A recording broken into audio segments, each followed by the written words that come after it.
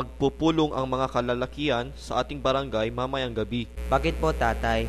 Pag-uusapan po ba ninyo ang palaro na gagawin sa susunod na linggo? Kasama iyan sa aming pag-uusapan, ngunit may mas mahalaga kaming tatalakayin. Tungkol saan naman ito? At bakit sa gabi pa kayo magpupulong?